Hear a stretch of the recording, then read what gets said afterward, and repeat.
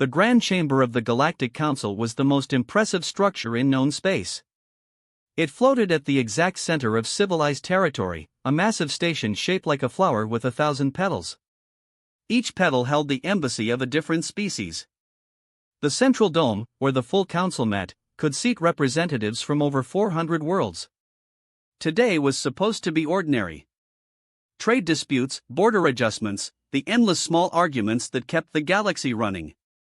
High Coordinator Zaloth, a tall being with silver skin and forearms, reviewed the day's agenda with practiced boredom. She had held this position for 60 years. Nothing surprised her anymore. The door to the chamber opened and a human walked in. Zaloth paused. Humans rarely attended full council sessions. They were a quiet species. One of the youngest members of the galactic community. They had joined 200 years ago after discovering faster-than-light travel. Since then, they had done nothing remarkable. They paid their membership fees. They followed the rules. They voted on minor matters and abstained on major ones. Most council members forgot humans existed until they saw one. The human was a woman of middle years with dark hair pulled back from her face, and eyes that seemed unusually still. She wore the simple gray uniform that human diplomats preferred. No decorations, no symbols of rank. Just gray fabric and a small pin showing Earth, their homeworld. "I am Ambassador Elena Vasquez," she said. Her voice carried easily through the chamber. "I request emergency floor time." Murmurs rippled through the assembled delegates. Emergency floor time was reserved for matters of critical importance. Wars, plagues, extinction-level events. What could humans possibly have to say that warranted such urgency? Zaloth raised one of her four hands for silence. "Ambassador Vasquez, this is highly unusual. Your species has never requested emergency floor time in 2 centuries of membership." "That is correct, High Coordinator." "You understand that emergency requests require justification? You must demonstrate immediate threat to galactic stability." Elena Vasquez nodded slowly. "I understand. 3 days ago, an unidentified fleet entered the New Valencia system. New Valencia was a human colony world. Population 2.3 million. The fleet destroyed all orbital infrastructure, then bombarded the planet's surface. There were no survivors." The chamber fell absolutely silent. Zaloth felt something cold move through her chest. She had seen many things in 60 years. Wars between species, genocides, atrocities that still haunted her sleep. But something about the way this human spoke made her deeply uneasy. There was no anger in Ambassador Vasquez's voice. No grief, no desperation. She spoke as if she were reading a weather report. "You may have the floor," Zaloth said. Elena walked to the central platform. Above her, a holographic display activated, showing sensor data and images. The delegates saw a peaceful world of blue oceans and green continents. Then they saw fire, ships in orbit, weapons firing, cities burning. And finally nothing but ash and glass where life had been. "We recovered debris from the attacking fleet," Elena continued. "Weapon signatures, engine residue, communication fragments. Our analysis is complete." She paused and for the first time something flickered in her eyes. The weapons were Krethian origin. The ships were Krethian design. The attack was carried out by forces of the Krethian Dominion. The Krethian delegation erupted. There were 12 of them, massive reptilian beings with armored scales and jaws filled with teeth. The species had been council members for 3,000 years. They controlled 70 star systems and maintained one of the largest military fleets in the galaxy. They were used to respect. They were not used to accusations. "Lies," roared Ambassador Torvax, the leader of the Krethian delegation. He rose to his full height, nearly 3 meters of scaled muscle. "Fabrication. Humans are pathetic creatures who could not recognize Krethian technology. If it landed in their primitive nests." Elena did not react to his outburst. She simply uploaded more data to the display. Weapons analysis, metallurgical reports. Recovered transmissions in the Kretchen military language. The evidence is available for independent verification. She said. We welcome any species that wishes to examine our findings. We have nothing to hide. Torvax slammed his massive fist on his delegation's table. This is an insult to the Kretchen Dominion. We demand immediate censure of the human delegation. We demand an apology. Other delegates began speaking over each other. Some demanded order. Others shouted questions. The Velith ambassador, a small being with too many eyes, called for an emergency investigation. The Marathi delegation suggested that perhaps the humans had misidentified the attackers. Through it all, Elena Vasquez stood perfectly still. Velith called for order and slowly the chamber quieted. She looked at the human ambassador with growing unease. There was something wrong here. Something she could not identify. In her experience, species that suffered such attacks came to the council in fury or in tears. They demanded revenge. They begged for help. They did something. This human did nothing. She simply stood there, waiting. Ambassador Vasquez, Zayla said carefully. What does humanity request from this council? Military assistance? Sanctions against the Kretchen? An investigation committee? Elena turned to face the High Coordinator. For a long moment she said nothing. Then she spoke and her words were very soft. We request nothing. The chamber went silent again. We did not come here to ask for help. Elena continued. We did not come here to beg for justice from a council that has never given justice to the weak. We came here for one reason only. She turned to face the Kretchen delegation directly. Ambassador Torvax glared at her with obvious contempt. She was small. Her species was small. They had no fleet worth mentioning. They had no military power. They were prey animals who had somehow stumbled into space. You attacked our home, Elena said. We wanted you to know that we know. Torvax laughed. It was a harsh, brutal sound. And what will you do, little human? Write us a strongly worded letter? Cry to the council for protection? Your species is nothing. You have always been nothing. Perhaps this will teach you to remember your place in the galaxy. Elena did not respond to his words. She simply looked at him for a long moment. Her expression unreadable. Then she turned and walked toward the chamber doors. Ambassador Vasquez, Zaleth called out. Where are you going? We must discuss this matter further. Elena paused at the door. She looked back at the assembled delegates of 400 species. Some looked sympathetic. Some looked afraid.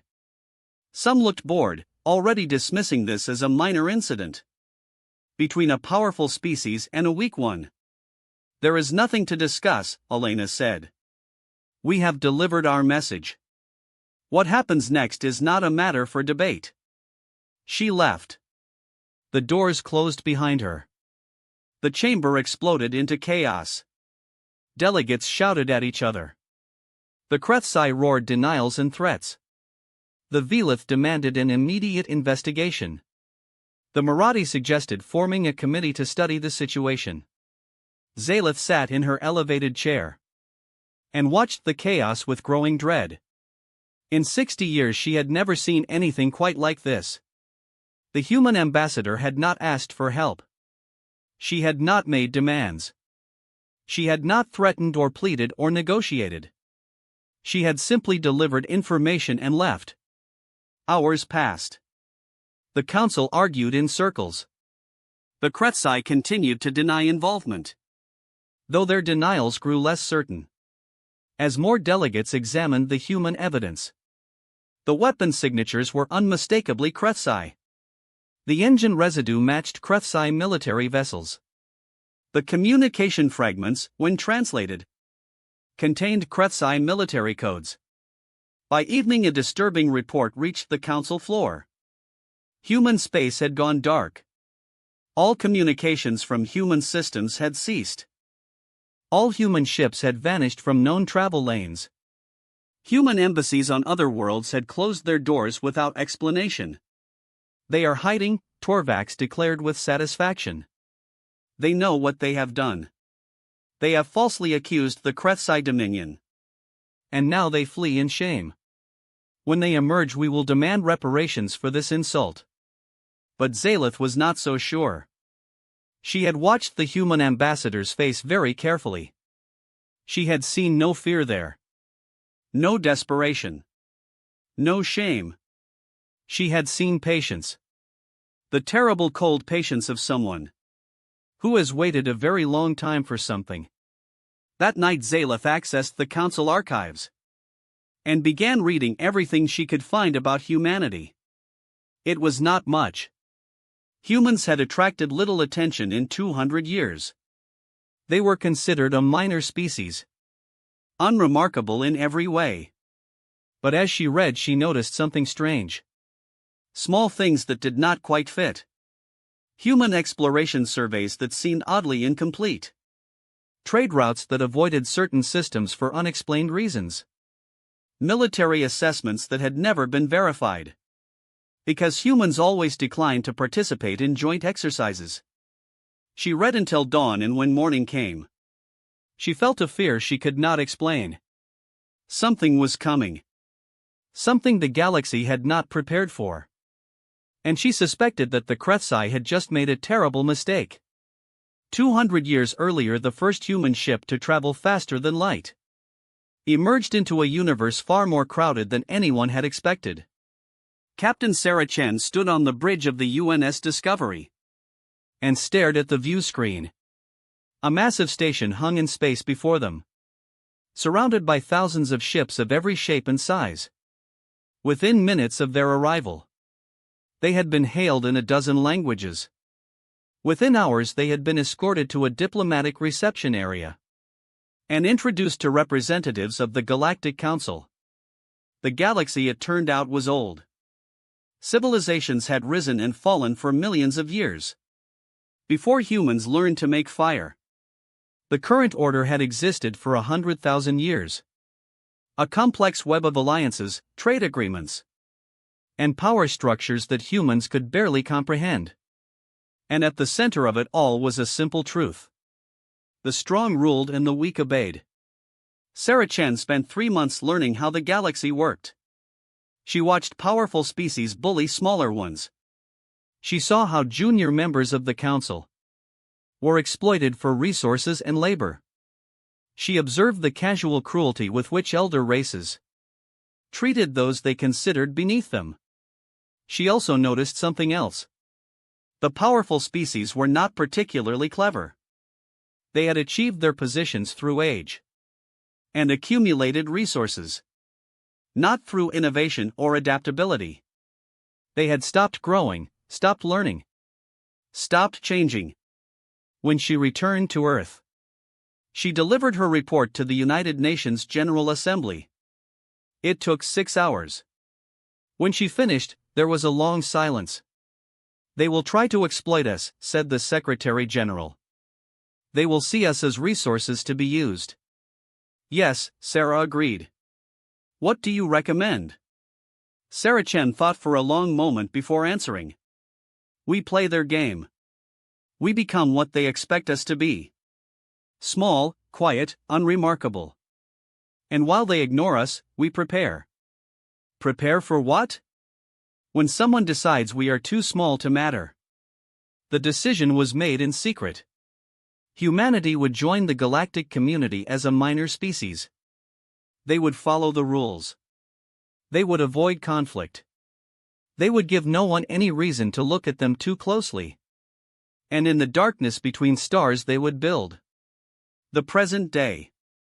The council chamber was in chaos for the third consecutive day. High Coordinator Zaleth had barely slept since the human ambassador's departure. Reports arrived every hour, each more confusing than the last. Human space remained completely dark. No communications in or out. No ships on known travel routes. It was as if an entire species had simply vanished. The Krethchide delegation grew more aggressive with each passing day. Ambassador Torvax strutted through the corridors, loudly proclaiming human cowardice. He gave interviews to galactic media outlets, mocking the pathetic creatures who had dared accuse his noble species of wrongdoing. But not everyone was so confident. The Velith, a species known for their intelligence networks, had attempted to send scouts into human space. None had returned. Their sensors showed no battles, no destroyed ships. The scouts had simply entered human territory and disappeared. The Marathi, who specialized in economic analysis, had noticed something troubling. For 2 centuries, humans had imported vast quantities of raw materials, metals, rare elements, industrial compounds. The volume far exceeded what their visible infrastructure could possibly need. Where had it all gone? Zaleth summoned the Krethchide ambassador to her private chambers. Torvax arrived with obvious reluctance, clearly viewing the meeting as beneath his dignity. Ambassador Zaleth began. I must ask you directly. Did the Krethchide Dominion order the attack on New Valencia? Torvax's scales rippled with irritation. The humans are lying. They are trying to embarrass us before the council. When they emerge from hiding, we will crush them for this insult. The evidence suggests otherwise. Multiple independent analysts have confirmed that the weapon signatures are genuine. Then the humans somehow obtained Krethchide weapons and attacked themselves. It would not surprise me. They are strange creatures, capable of any deception. Zaleth studied the massive reptilian carefully. She had dealt with the Krethchide for decades. They were not subtle beings. They valued strength and directness. They considered deception a weakness. Torvax was lying, and he was not good at it. If the Krethchide did attack New Valencia, she said slowly, why would you do such a thing? Humans have given you no offense. They have never opposed Krethchide interests. Torvax was silent for a long moment. Then he leaned forward, and his voice dropped to a growl. They voted against us in the Meridian Trade Agreement. A minor matter, but principle demanded response. They needed to be reminded of their place. We expected them to come crying to the council, to beg for protection, as weak species always do. Then we would have generously offered to forgive their insult in exchange for favorable trade terms. Zaleth felt cold horror spreading through her chest. You killed 2.3 million beings over a trade vote? They were humans, Torvax said dismissively. They have no fleet, no military strength. They cannot retaliate. And now they know the cost of opposing Krethchide interests. When they emerge from hiding, they will be far more cooperative. And if they do not emerge? What if they are not hiding? Torvax laughed. What else could they be doing? We have 50 patrol vessels at most. Our intelligence is quite clear on this point. Humans are prey animals who somehow learn to operate starships. They have no capacity for true warfare. 60 years earlier, a classified military facility on the dark side of Earth's moon, Admiral James Okonkwo stood before a holographic display, showing a section of space that did not officially exist. 12 star systems carefully removed from all public surveys, hidden in the gaps between known territories. Project Silent Fortress has reached Phase 3, his aide reported. We now have shipyard capacity sufficient to construct 500 capital ships per year. At current rates, we will reach full fleet strength in approximately 60 years. Okonkwo nodded slowly. He was 57 years old. He would not live to see the fleet completed. Neither would his children.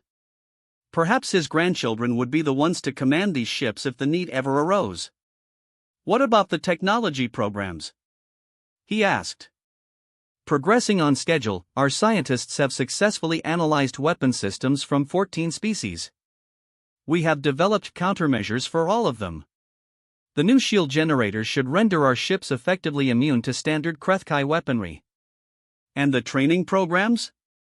Every human military officer spends 1 year in deep cover learning to fight against each major species. We have simulated over 10,000 battle scenarios. When the time comes, our commanders will know their opponents better than those opponents know themselves. Okonkwo was silent for a long moment. He looked at the holographic display at the hidden shipyards where humanity's future was being forged in secret. I hope we never need any of this, he said quietly. I hope my grandchildren live in a galaxy where this fleet stays hidden forever. Do you believe that will happen, Admiral? No, Okonkwo admitted. I have studied the other species. I know how they think.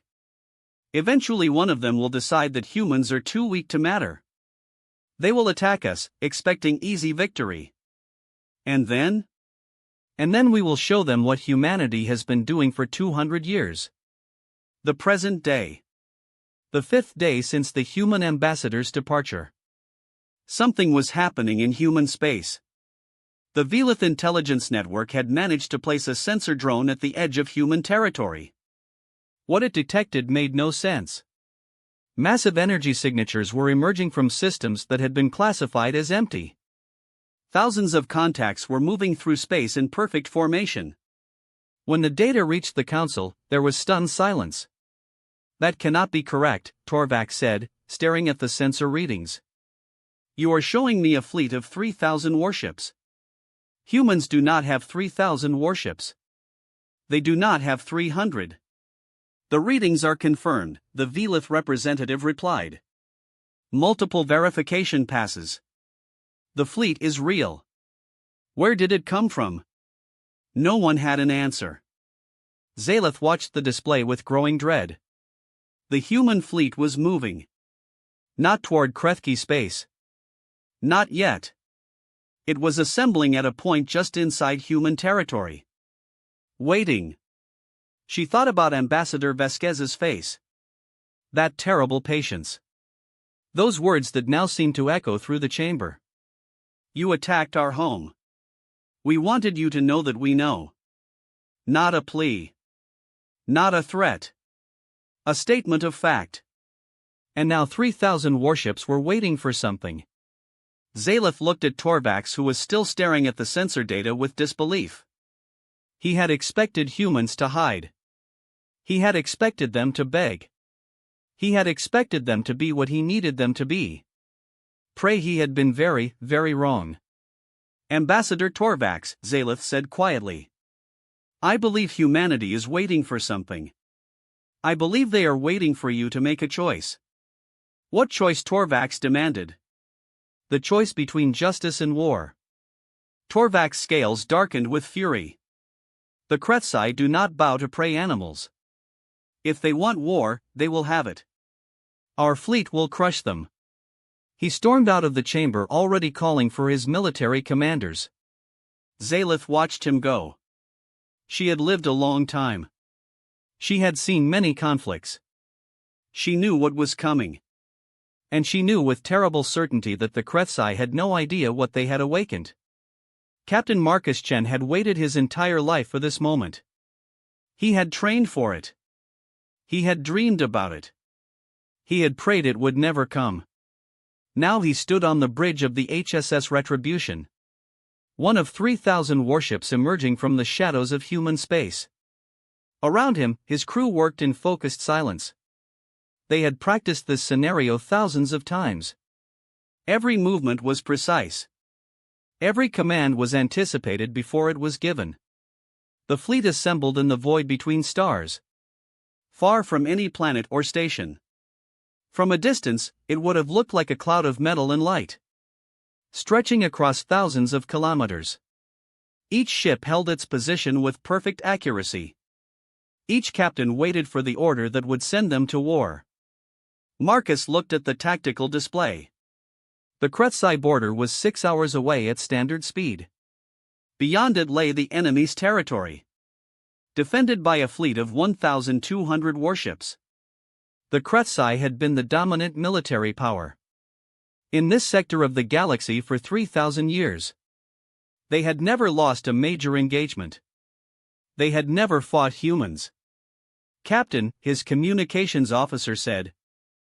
"Incoming transmission from command. Fleet-wide broadcast." On screen, the face of President Adama Okonkwo appeared on the main display. She was in her 60s with gray hair and calm eyes. Her grandfather had helped design the first hidden shipyards. Her father had commanded the first completed warship. She had grown up knowing that this day might come. "Officers and crew of the Human Defense Force," she began.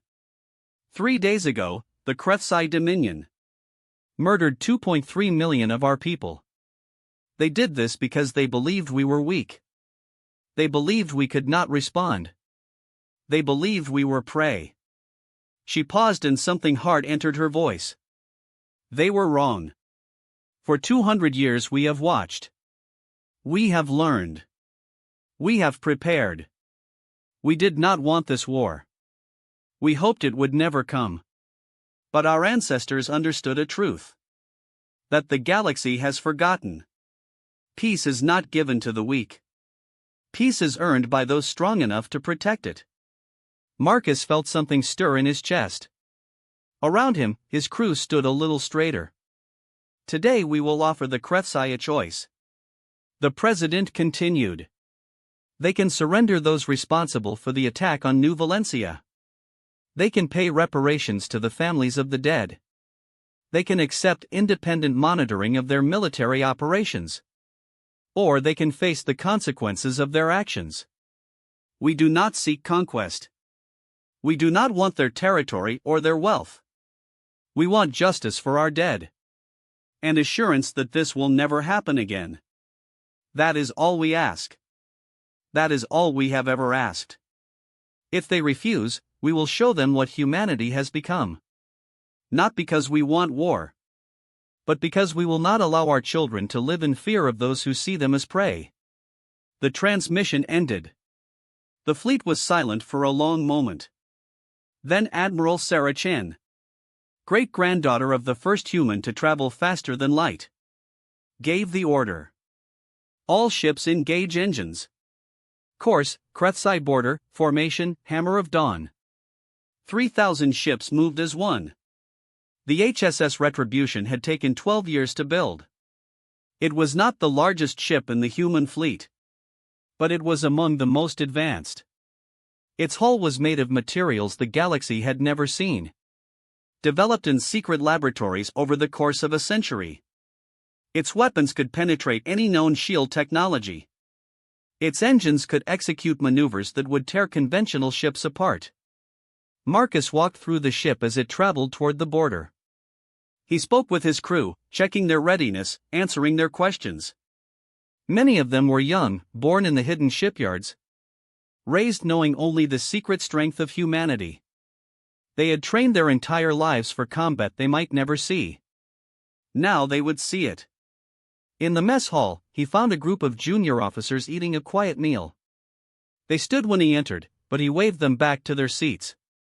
"Captain," one of them said, a young woman named Lieutenant Park. "May I ask a question?" "Of course." "The Kretsai killed 2.3 million people. Why are we offering them a choice at all? Why not just attack?" Marcus was quiet for a moment. It was a fair question. He had asked it himself years ago when he first learned about the fleet's existence. "Because that is not who we are," he said finally. "The Kretsai killed our people because they saw us as prey. As lesser beings. As things to be destroyed without consequence. If we respond by killing them without mercy, we become what they believe us to be. We become just another species in a galaxy where the strong destroy the weak." But they murdered millions of civilians. Yes, and we will never forget that. But revenge is not justice. Revenge is just more death. We built this fleet to protect our people, not to destroy others. We give them the choice because that choice defines who we are." Lieutenant Park nodded slowly. And if they refuse, then we will defeat them. We will show them that we are not weak. We will demonstrate that attacking humans has consequences. But we will not slaughter them. We will not bomb their worlds. We will not become the monsters they expected us to be. He looked around at the young faces watching him. These were children of the secret fleet. Raised in hidden shipyards. Trained for a war they hoped would never come. They deserved to understand what they were fighting for. Humanity has always been capable of terrible violence, Marcus said. Our history is full of wars and atrocities. But we have also always been capable of something else. Mercy. Compassion. The choice to build instead of destroy. That is what sets us apart. That is what we are fighting to prove. 6 hours later, the human fleet reached the Krechki border. They found the enemy waiting for them. For now in 200 Krechki warships. The pride of the Dominion's military. Arranged in a defensive formation. They had brought every available vessel. Stripping their other borders of protection. They intended to crush the human fleet. In a single overwhelming engagement. Ambassador Vasquez's face appeared. On the communications channel. She was aboard a diplomatic vessel. At the rear of the human formation. Krechki Dominion, she said. Her voice carried to every ship in both fleets. This is your final opportunity. Surrender the commanders who ordered the attack on New Valencia. Pay reparations to the families of the 2.3 million dead. Accept independent monitoring of your military operations. Do this. And there will be no further conflict. The response came from Admiral Torvax himself. He was aboard the Krechki flagship. A massive vessel bristling with weapons. Humans, he growled. You have built an impressive fleet. We did not expect this. But numbers alone do not win wars. The Krechki have been warriors for 3,000 years. We have fought and defeated 100 species. Your hidden ships will become your hidden graves. You have constructed weapons in secret. You have deceived the galaxy. You have no honor. When we destroy your fleet, we will finish what we started at New Valencia. Every human world will burn. Your species will be remembered only as a cautionary tale. About prey animals who forgot their place. Elena Vasquez was silent for a long moment. When she spoke, her voice was very quiet. Then we have nothing more to discuss. Admiral Chen, you may proceed. Sarah Chen, aboard the command ship. At the center of the human formation, gave the order. All ships, weapons free. Disable the enemy fleet. Minimal casualties. Let them live long enough to understand what they face. 3,000 ships move forward. Marcus felt the retribution shudder. As its engines accelerated to combat speed. Around him, his crew worked. With the calm efficiency of long practice. Targeting systems locked onto enemy vessels. Weapons charged with energies that the Krethkai had never encountered. The first Krethkai missiles launched. Hundreds of warheads streaked toward the human fleet.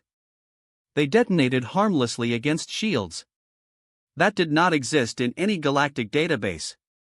The Krethkai weapons designed to penetrate every known defensive system. Splashed against barriers they could not understand. The human fleet did not slow down.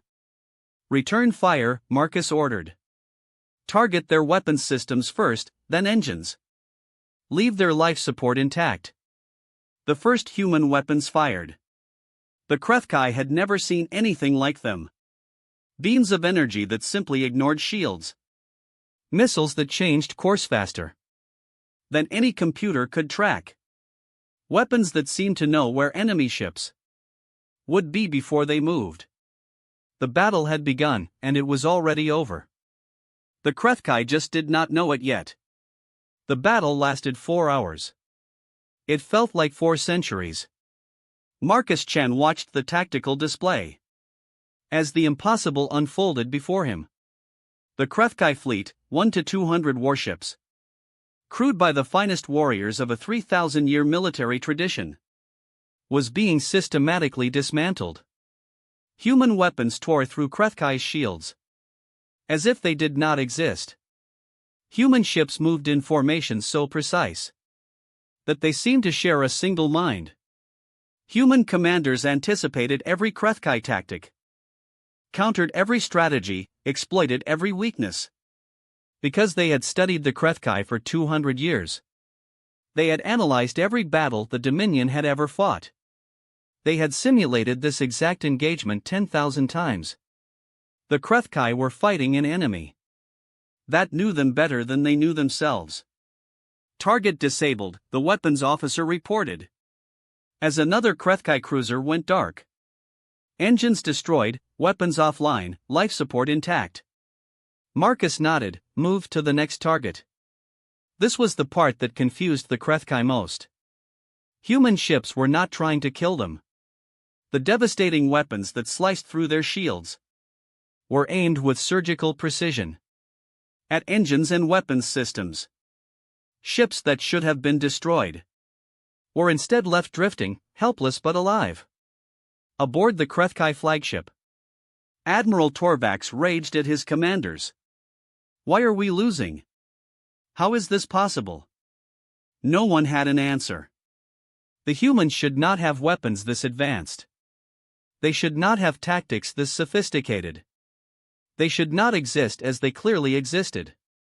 Admiral, a sensor officer reported, his voice shaking. We have lost 60% of our fleet. Most are disabled, not destroyed. The humans are deliberately leaving our crews alive. Why? Torvax demanded. What game are they playing? Unknown, Admiral, but if this continues, we will have no functional ships within 2 hours. Torvax stared at the tactical display.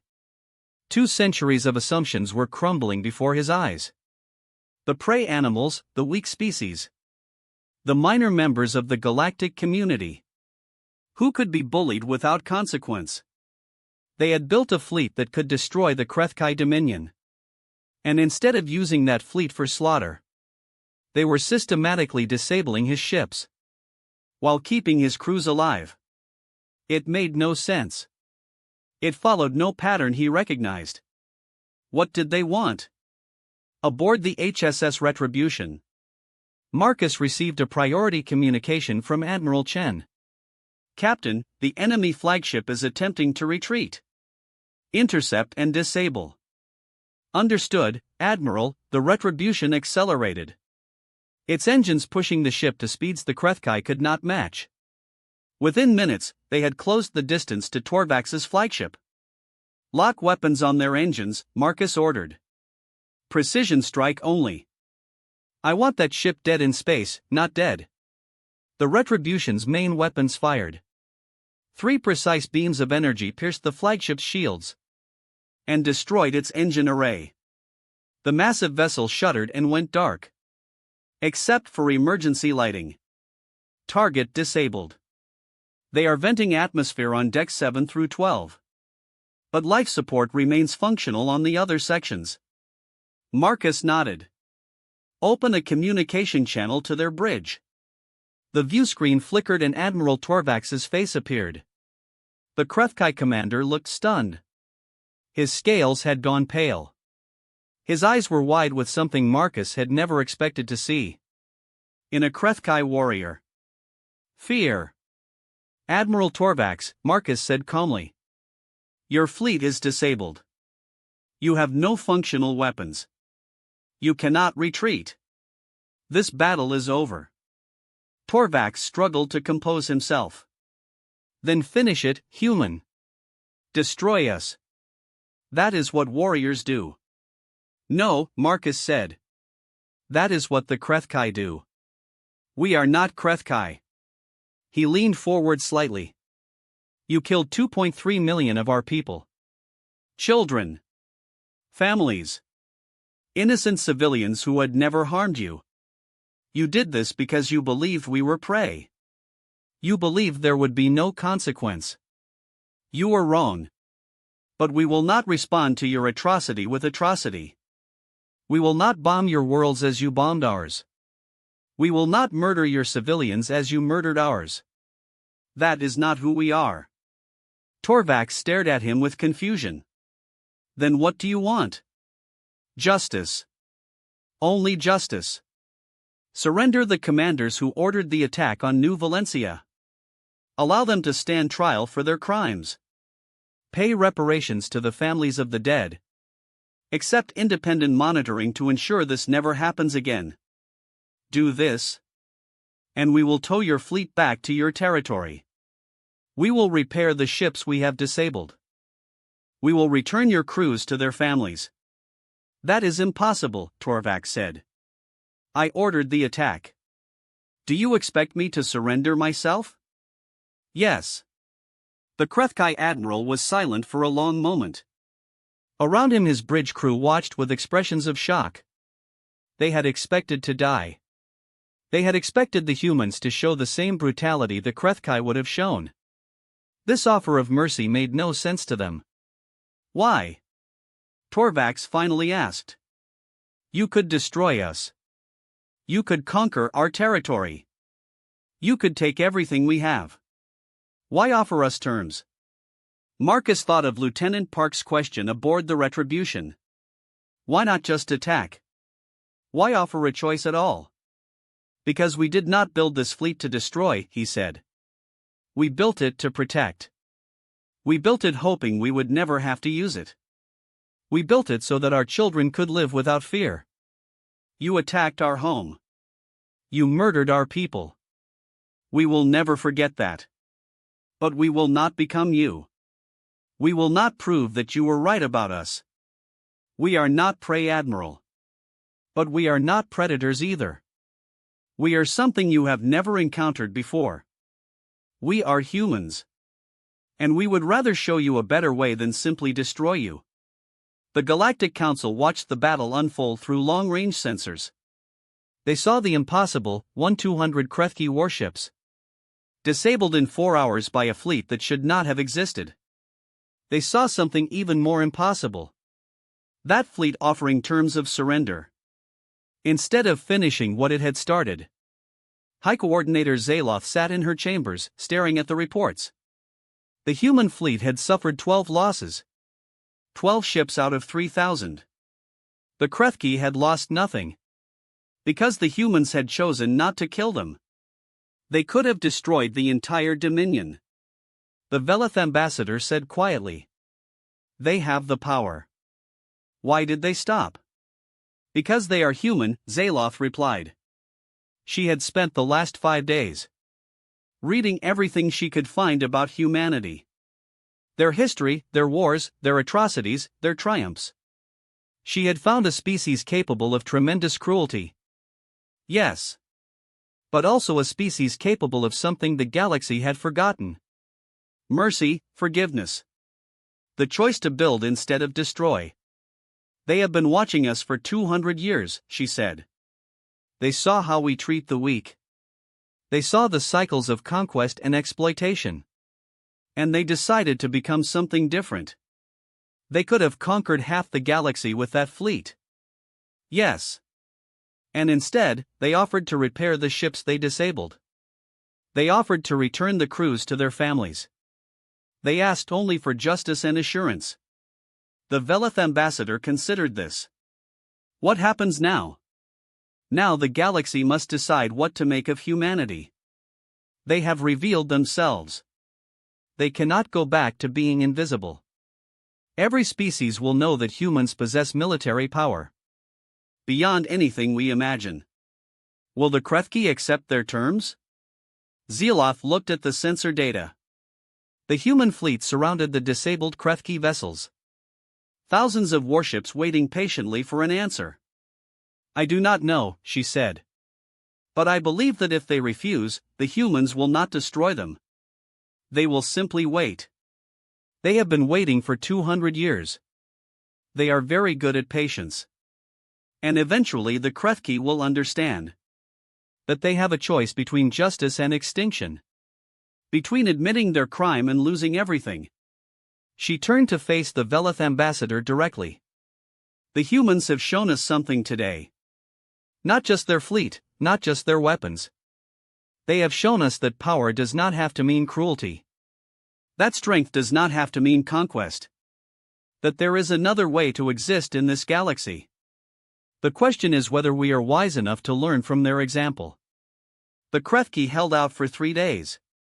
Their fleet drifted in space, disabled but alive. Human ships surrounded them, waiting with the patience of a species that had waited 200 years for this moment. Food and medical supplies were delivered to the Krefki vessels. Damaged life support systems were repaired.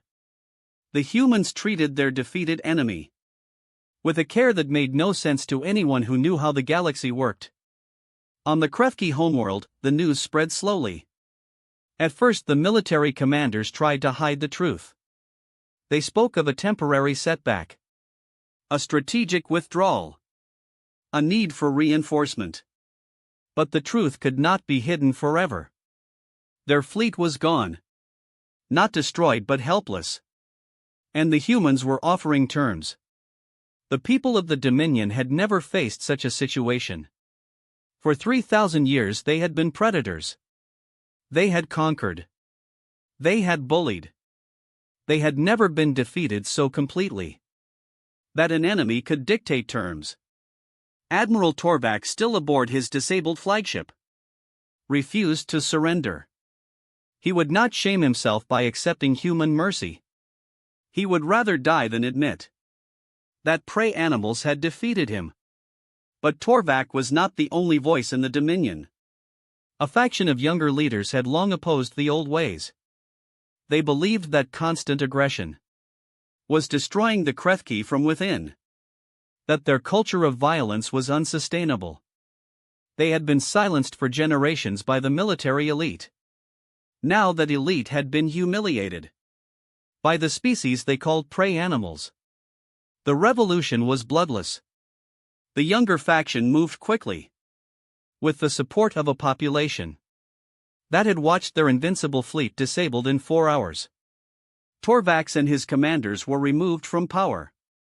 A new government was formed. And on the 7th day after the battle, the new Krefki leadership accepted the human terms. The trial was held at a neutral location, an independent station in the space between territories. Judges from 12 species presided.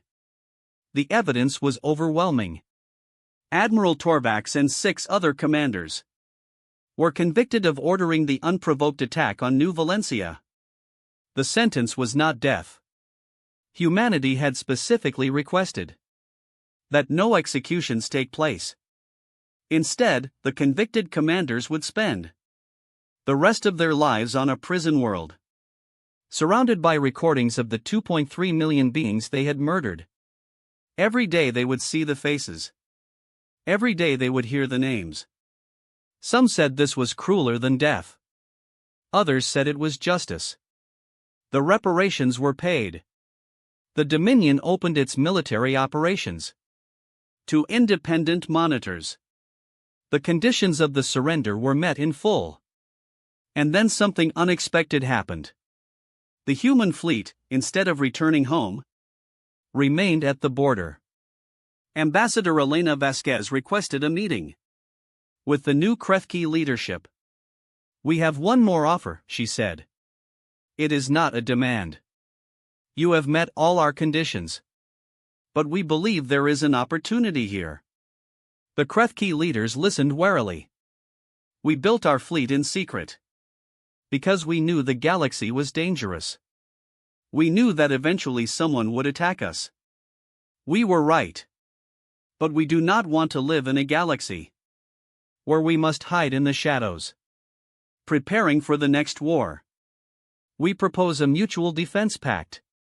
Any species that joins agrees to protect all other members against unprovoked aggression. Any species that joins gains access to human military technology." The Krefki leaders stared at her in disbelief. "You would share your weapons with us? After what we did?" "Yes, because we do not want to be the only strong species in this sector. We want to build something that has never existed in this galaxy. A true alliance of equals, dedicated to protecting each other. Instead of preying on each other, you destroyed our fleet. You could have destroyed our worlds. Instead, you offer us partnership? Eleanor Vasquez met their eyes without flinching. We destroyed nothing. We disabled your fleet and returned it. We treated your wounded and fed your hungry. We did everything we could to show you that we are not your enemy. You are the descendants of warriors. We respect that. But we believe that true strength is not measured by how many enemies you can destroy. It is measured by how many friends you can build. The choice is yours. We will not force you. But we hope you will see what we see. A galaxy where species protect each other instead of preying on each other. A future where children do not have to fear the strong. 6 months later, the Galactic Council convened in special session. Ambassador Elena Vasquez stood before the assembly. Behind her, a delegation from 13 species waited in silence. The Krechkai were there, represented by their new leadership. The Velith were there, their many eyes watching with keen intelligence. The Marathi were there, already calculating the economic implications. 12 other species had joined what humans called the Compact of Free Worlds. High Coordinator Elena said, "We come before this council not to make demands, but to extend an invitation. The Compact of Free Worlds is open to any species that wishes to join. This environment is a commitment to mutual defense and mutual respect." Zelith looked at the delegation. 6 months ago, she had watched a human ambassador deliver news of an atrocity with terrible calm. She had wondered what was coming. Now she knew. What exactly does membership in this compact require? She asked. A promise to defend any member that faces unprovoked aggression. A promise of disputes. A willingness to share technology and resources for mutual benefit. And respect for the rights of all sentient beings, regardless of their species or their strength. Many will see this as a challenge to the Council's authority. It is not meant that way. The Council has maintained galactic order for 100,000 years. We respect that, but we believe there is room for something more. Something better. We saw the massive chamber at representatives of 400 species. For 2 centuries, humanity watched this galaxy. We saw the strong prey on the weak. We saw junior members exploited and ignored. We saw a system that rewarded cruelty and punished compassion. We could have tried to become the new predator. At the top of the food chain, we had the power. We had the technology. We could have conquered half the galaxy before anyone could stop us. Instead, we chose a different path. We chose to show that strength and mercy can coexist. We chose to prove that power does not have to mean cruelty. The Compact of Free Worlds is not perfect. We are still learning. But we offer something that this galaxy has not seen in a very long time. Hope. The chamber was silent for a long moment. Then slowly, delegates began to stand. The Velith, the Marathi. Species after species. Rising to their feet. Signaling their interest in this strange new idea.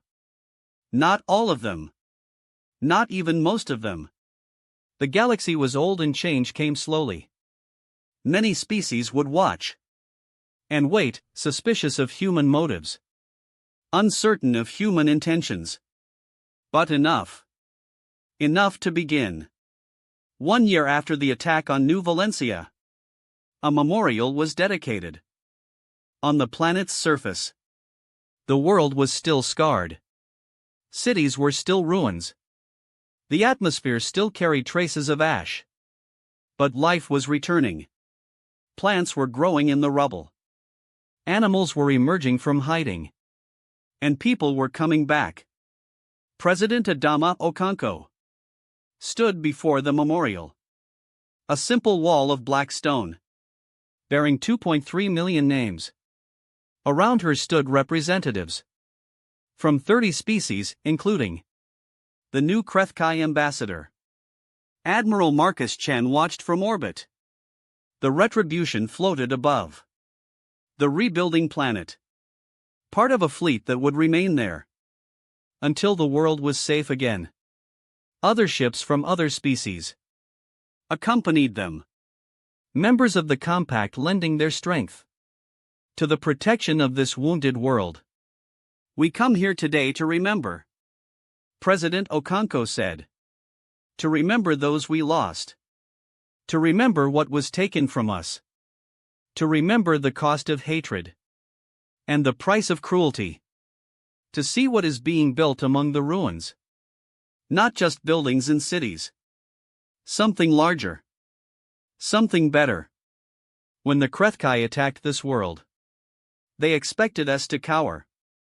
They expected us to prove that we were what they believed us to be. Prey animals. Weak creatures. Lesser beings. Instead, we showed them something they had never seen. A species that could have destroyed them, but chose not to. A species that answered atrocity with justice, not revenge. A species that offered partnership to those who had wronged them. We did not do this because we are weak. We did this because we are human. Because we believe that the strong have a responsibility to protect the weak. Because we know that true victory is not destroying your enemies, but turning them into friends. She turned to face the Krethkai ambassador, who stood with head bowed. We are the people of the Krethabar. Your people killed 2.3 million of ours. We will never forget that. But we forgive you. Not because you deserve forgiveness, but because we cannot build a better future while chained to the hatred of the past. Welcome to the compact of free worlds. We hope your grandchildren and ours will stand here together. Not to remember war but to celebrate peace. In the crowd below, children played. Human children and Krethkai children. And Marathi children and children of a dozen other species. Running through the ruins of New Valencia. Building castles from the rubble. Laughing in the sunlight. Marcus Chen watched them and felt something he had not felt in a very long time. Hope. Not hope that the galaxy would suddenly become peaceful. Not hope that there would be no more wars. But hope that humanity had shown another way. Hope that the example they had set would spread. Hope that their children would live in a better galaxy than their parents had. The fleet remained. It would always remain. Humanity would never again be weak enough to be victimized without consequence. But the hope was that the fleet would never need to fire another shot. The hope was that the compact would grow. That species would learn to protect each other instead of prey on each other. That the long cycles of conquest and exploitation would finally end. It was a fragile hope. The galaxy was old. And old habits died hard. There would be setbacks and failures in species that refused to learn. But it was a hope worth fighting for. And humanity had proven they were very good at patient, determined fighting for what they believed in. The memorial service ended. The representatives departed. The children continued to play.